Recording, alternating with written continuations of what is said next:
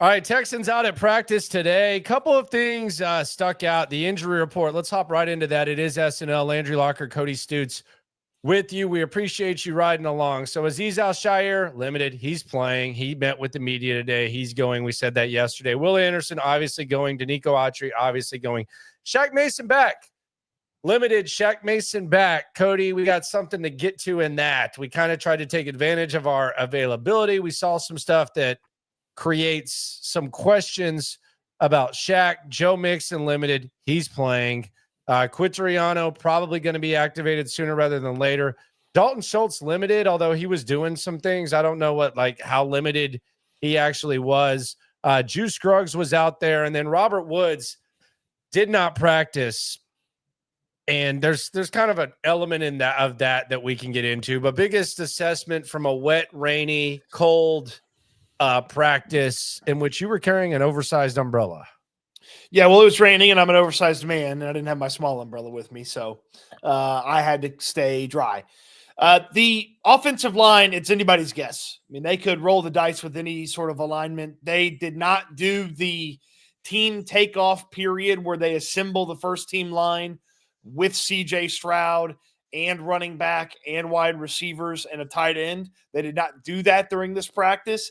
During the drills, they had a lot of different moving ins and outs. Initially, there was one drill where Shaq Mason was over with Kendrick Green. Then on another drill, Shaq Mason is there with Titus Howard at the other guard spot and Blake Fisher next to him. There was one alignment that had Shaq Mason and Juice Scruggs next to each other. There was one alignment that had Juice Scruggs at center. So your guess is as good as mine as to what they're going to do with the offensive line. Probably a good idea to just make sure everybody gets a lot of work. But also, if it's not broken, Shaq Mason's not going to make it better. You know, if it ain't broke, don't fix it. If it ain't broke, don't put Shaq Mason back in the starting lineup.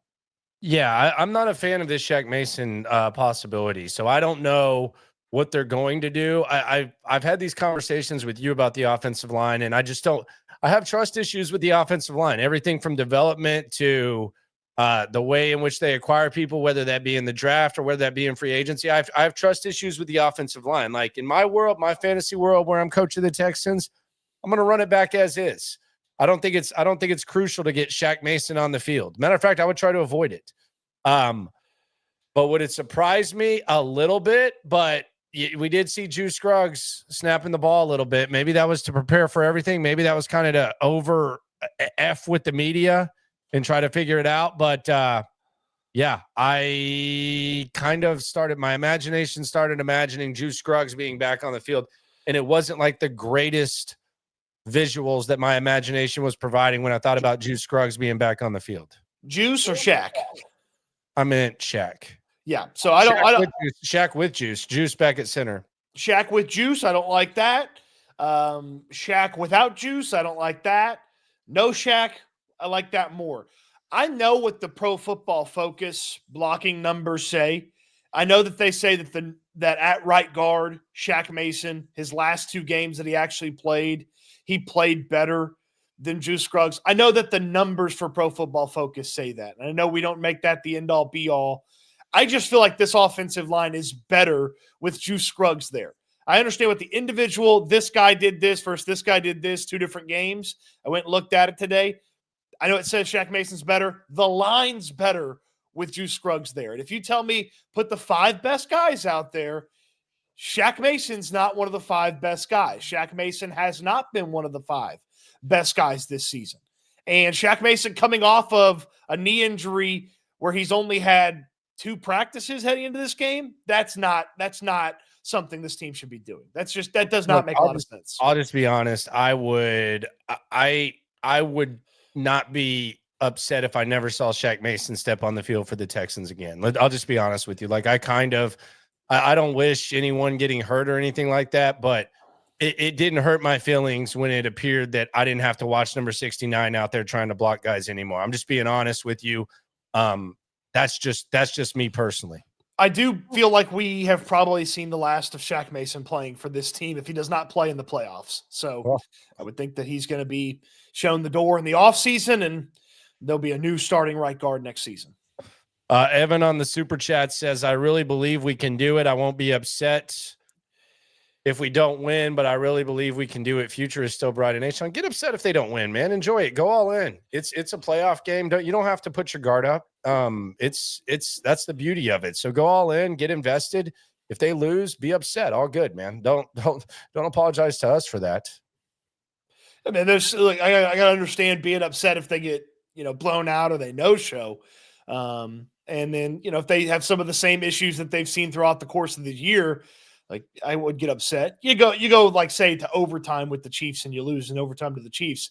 Maybe that one's like a moral victory. You're not upset. Evan, again, shout out to you, my friend. Stroud getting to the division round back-to-back years without a healthy roster is also a testament. Yeah, the book is not written on CJ Stroud, and this stuff can only make him stronger. The production's obviously dipped, but yeah, I don't think anyone should apologize for that. I think it speaks to where the organization is. Let's go. H-Town says, why Jared Wayne? Isn't he the reason Dell is hurt? I mean, I don't think they're holding that against him. It's not like he intentionally did what he did. The reason why Jared Wayne is because you're in a desperate situation, to be honest with you. Like, everybody's getting hurt. I'll be honest with you. I said this, like, just watching warmups. Like, if you were just watching warmups, which is a weird hypothetical. So if you woke up from a coma today, never covered this Texans organization, and walked out to practice today, that's the scenario. Yeah, if I just woke up from a coma and they said, okay, here, I need you to cover this football game. You're walking into your first practice today. You got to watch warmups. You only get to watch the open portion that the media is allowed to watch. I would think Jared Wayne was a better receiver than John Mechie, just from watching warmups. John Mechie was dropping balls today in warmups. Like, it's not, I know it's cold and stuff, but I mean, like, it's not just a game thing. Like, even in practice, there's times where he's like dropping, and this is like one-on-none drills type of thing. I don't know if Jared Wayne's good. I would assume that he's probably not, but and that just kind of speaks to the state of the wide receiver position with the Jared Wayne thing. Yeah, they've had Tank Dell and Stefon Diggs go down. I mean, you've already got they kept 6 guys. One of them's not on the team anymore. 2 other guys are hurt, and the Deontay Johnson thing didn't work out for him. So Jared Wayne gets a roster spot. He's the practice squad guy they trust the most, and let's see if he performs better than he did the last time they played Kansas City. Yeah, and I mean, he was on the field, so he's going to be on the field again. Evan, again, speaking on Dell, does he miss the 25 season? I would say yes. I don't think you put someone on a T-shirt if you expect him to be back at camp next year. I think that would – I think it was kind of a CJ kind of had fun with dramatic type of gesture. I don't think you have that type of a gesture if you anticipate this guy's going to be back sooner rather than later. Javier, this is a hell of a question by you, my friend, and I apologize for Cody Stoots' rudeness. He wanted a Chick-fil-A chicken sandwich review. Cody rejected it today. I don't know what – I mean, everybody likes the Cody Stoots food reviews, and Cody just hates the people. So I apologize for him not reviewing the Chick-fil-A sandwich like I asked him to today. Yeah, you didn't ask me. You just started filming me while I was eating. Well, I thought you knew what time it was when the lights were brightest. Another thing that I didn't ask Frank Ross about. We just get to move past it. I don't get to defend myself. That's fine. No, go ahead. That's fine. Nobody needs a Chick-fil-A sandwich review. Everybody knows what the Chick-fil-A sandwich tastes like. Yes, we do. The reviews we have done have been unique foods or foods people haven't tried before. Nobody needs a Chick-fil-A sandwich review. I Must Pandaline has your back. She says you have to ask for consent. That in most cases, yes. In this, no. Sign JJ Watt to replace Cade Stover. He wouldn't be able to play on the roster. Same thing with Deontay Johnson. The Ravens signed Deontay Johnson. He's not even allowed to play this year. They're trying to get a comp pick out of that, apparently. So there's another thing that I forgot to ask Frank Ross, and I blame myself for this. I think I kind of lost interest in the Frank Ross press conference today, admittedly so. Just the D'Angelo Ross. There's too much D'Angelo Ross going on. 3 questions was too much. I like the guy, but there was just a lot of stuff going on with Frank and the excitement stuff. But right when they said final question, I had a question that I wanted to ask, and it was something that I was looking at during practice and just kind of thinking about. And I don't know that we even have the answer to this. So if Robert Woods doesn't go, and I don't know whether he's going to be able to go or not, who the hell returns punts? Because we've seen Steven Sims do it. He's gone. We've seen Desmond King do it. He's gone. We've seen Tank Dell do it. He's gone. So I was wondering this. I did look over and I saw J.J. Taylor returning some punts. And then I looked up, in his time in college, he's returned 3 punts. I think he averaged like 8 yards a punt return. He returned kicks, but he only returned 3 punts. But who in the hell returns punts if Robert Woods can't do it? So there's not an official backup to Robert Woods on the depth chart.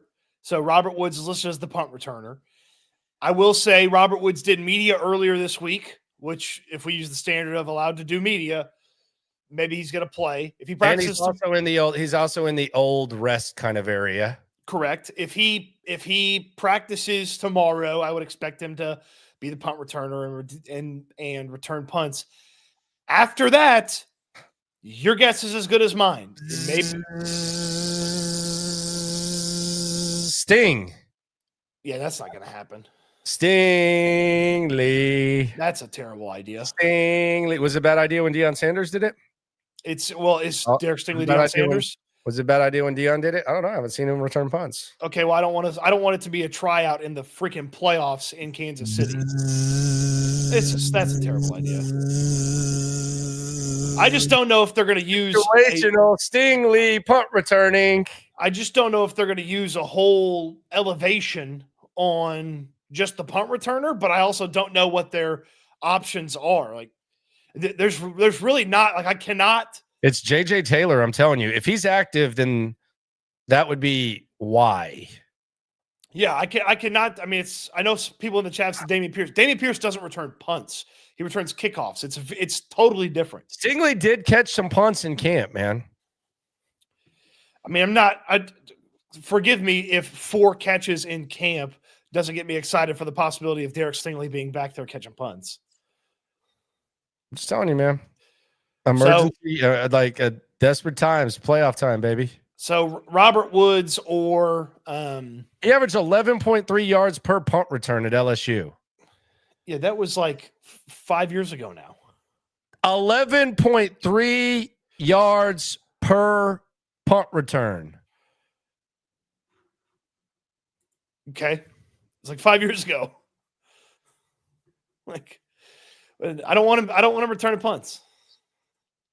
Not even in the playoffs. Not even in the playoffs. 23 punt returns, 11.3 yards per return. Okay.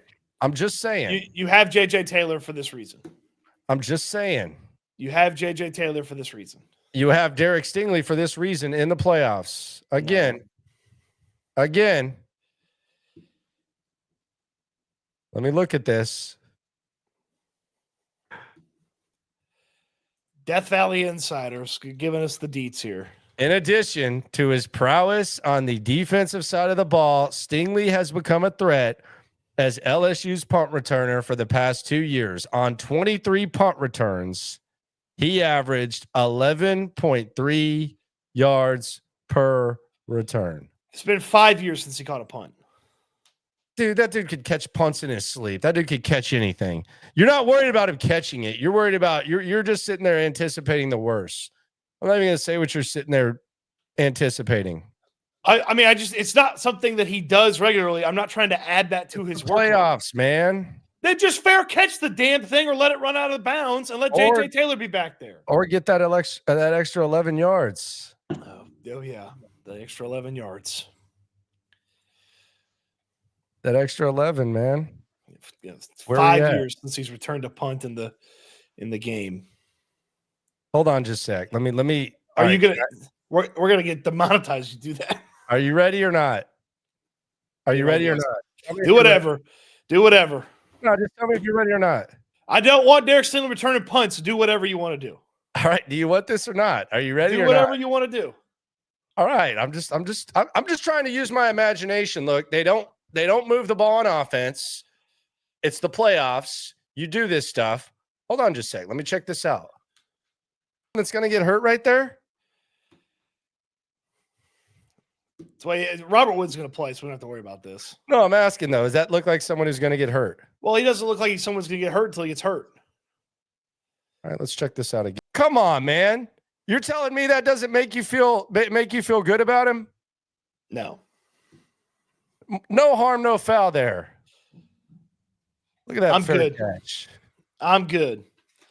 Just use the elevation. I thought the idea of JJ Taylor was dumb, and then you said Derek Stingley, and I think you'll just use the elevation. Use the elevation.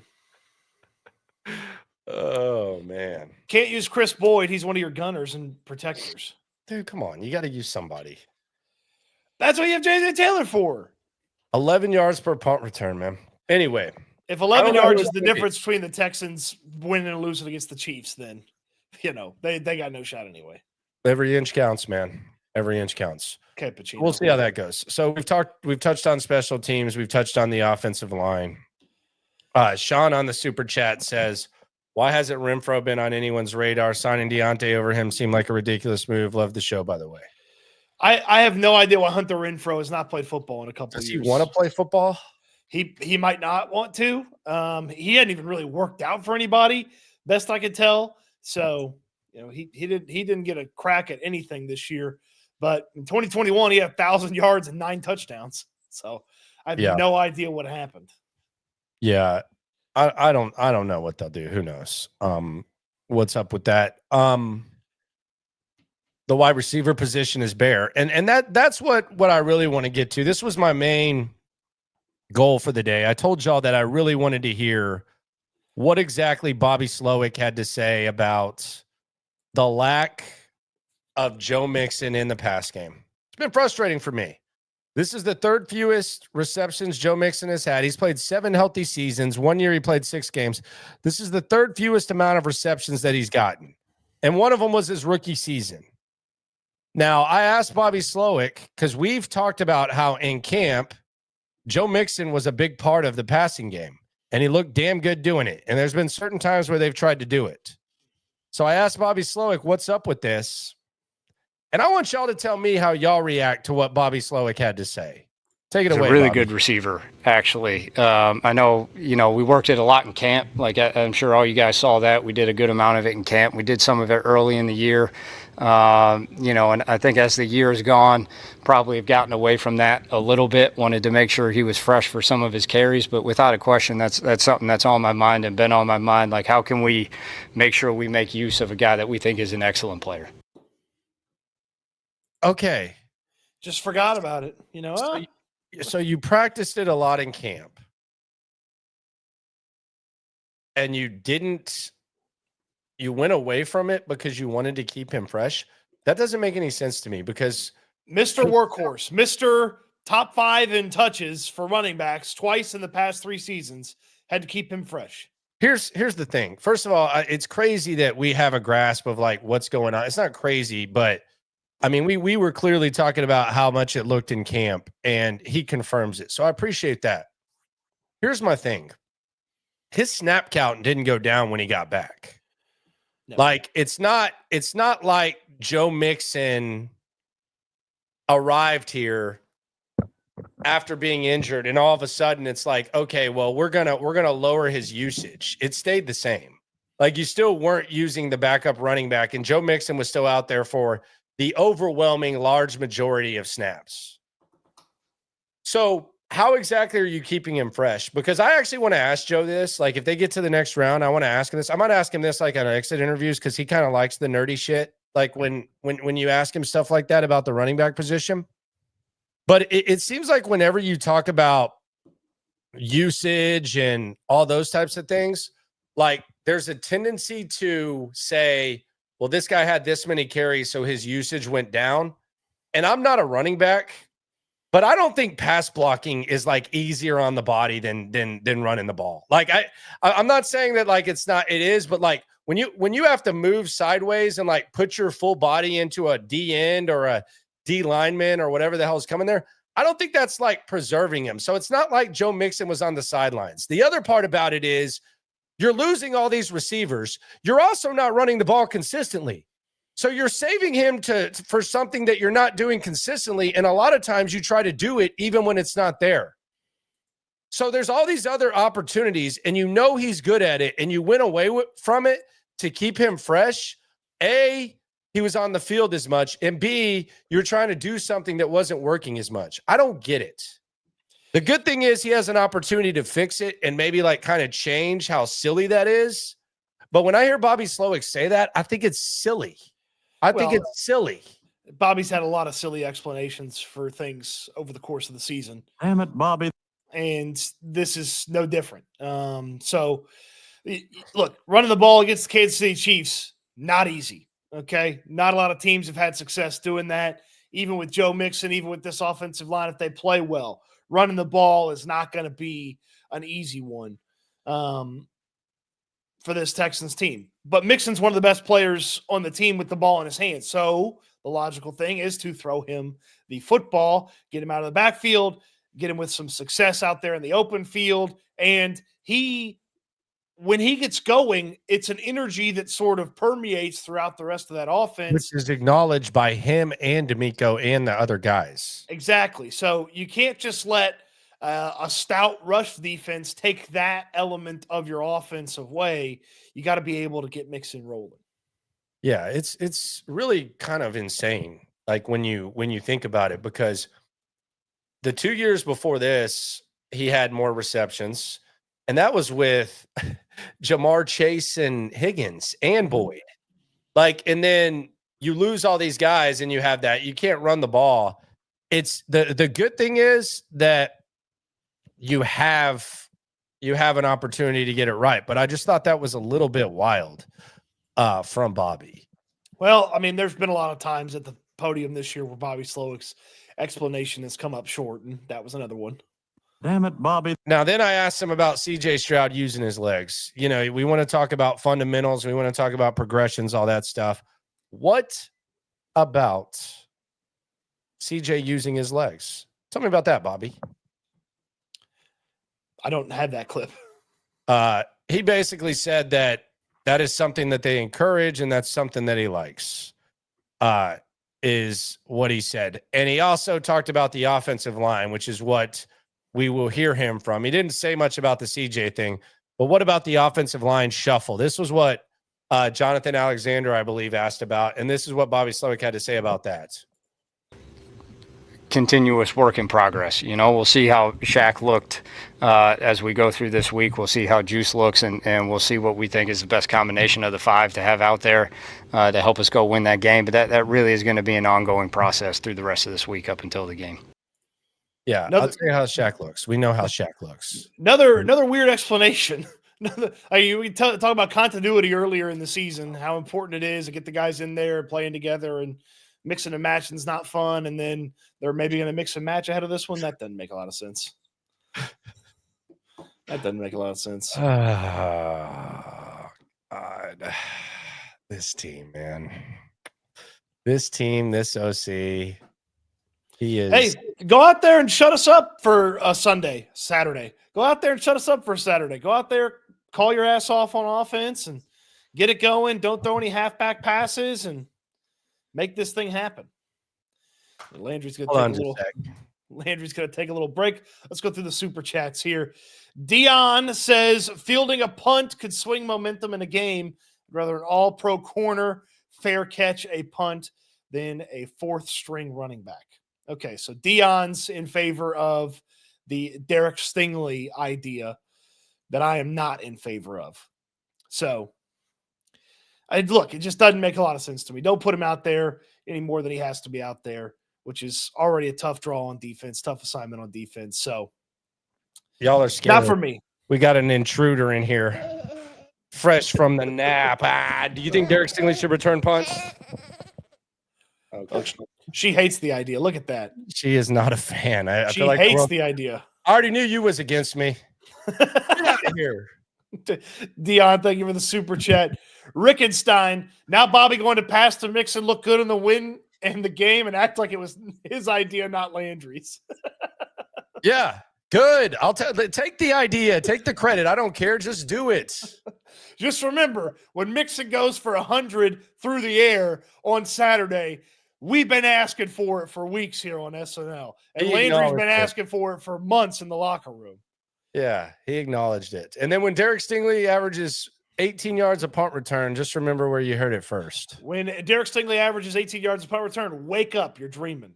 Herman with the super chat says, CJ's our new backup running back. Well, he looked faster than some of the guys they've put out there running back this year. Well, don't know how I feel about that. Nate Davis with the super chat. Positive change of subject, boys. Is this the best Texans defense we've ever had? Brandon Scott said it was. I think that's a little bit like, I think it could end up being that. I got to see, like, if they go to Kansas City and pull off the upset, I think we can start having that discussion. But I mean, if it's just another team that gets to the divisional round, I don't even fathom that being the case. I do think it's probably the best corner duo they've ever had. I think it's the best edge duo. Edge duo they've had. 2011, they were incredible as a team. I think they finished second in total defense. They were up there in the top 5 in points allowed. They could get after the quarterback. They had added Jonathan Joseph and Danielle Manning to sort of shore up things on the back end from a defensive perspective. Connor Barwin was their leading sack guy, but they also had Antonio Smith, obviously rookie J.J. Watt. Like 2011 was really, really good. So I would still say 2011, but this one's really close to being as good, if not better. And if they get past Kansas City, they'll be clearly better. So good question, Nate. Appreciate the super chat. Thank you, Nate. Nate Dog. Bubba Homeschool, middle screens. When the interior O-line collapses, per usual, no one will suspect the middle screen to Mixon, ... or Beck. Yeah, no Beck. Don't throw Andrew Beck the football. No Beck.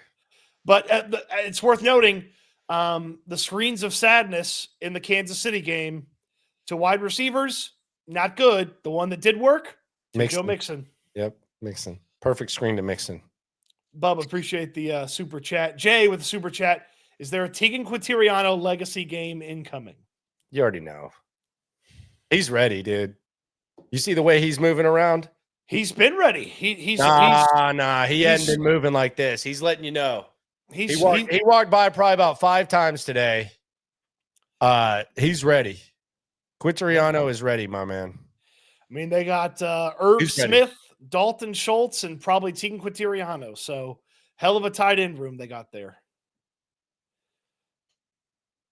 Hell of a tight end room.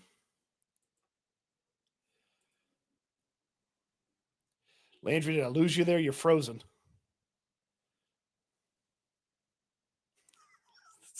I might have lost Landry here. A couple more comments till Landry unfreezes over there. Could John Mechie return punts? No, Mechie can't return punts. He did it the first year he was back on this team last offseason, last training camp, and he couldn't even corral the ball, couldn't even catch the ball. So the baby kicked the plug out of he turned his computer off. All right, so Landry's done for the rest of this show. Bubble Dream says, Stoots, we need to review the Chick-fil-A sandwich. Nobody needs to review the Chick-fil-A sandwich. You know what it tastes like. I will do the food reviews. So hopefully I don't get surprised like it's TMZ recording me. A couple more comments to wrap this up. Your show rocks from Luxury Investors, Antonio Lloyd, INC. Thank you, Luxury Investors, Antonio Lloyd, INC. Appreciate you jumping in. Thank you. Is Agumbawale the X Factor? Hope not. Bubba Homeschool. Quentin Tarantino, 98 yards, 2 touchdowns. I'll shave my mustache live on one of the streams if Quentin Tarantino, a.k.a. Tegan Quintiriano, scores 2 touchdowns. If Mechie can't catch passes, why would you want him returning punts? That's not nice. The locker room with Landry Locker. Darted hated the Sting idea so much she unplugged my stuff. It happens. It happens. All right, that'll do it for SNL today. Landry Locker with the locker room tonight at 10:30, daughter willing. Most people have to worry about weather. He has to worry about hurricane daughter. So 10:30 for the locker room tonight. I'll have stuff on Houston football this evening. I'll have some video stuff as well, talking a little bit about that offensive line. Plenty still to get to. Practice tomorrow. We'll both be there. Will Robert Woods practice? If he doesn't, who is returning kicks? We'll get to the bottom of it. We'll have you covered ahead of Saturday's game. Appreciate everybody for watching. Landry would tell you we're all in this together, and I would tell you that I want you to eat good, sleep good, be good. We'll talk Texans again soon. Thanks for watching, everybody.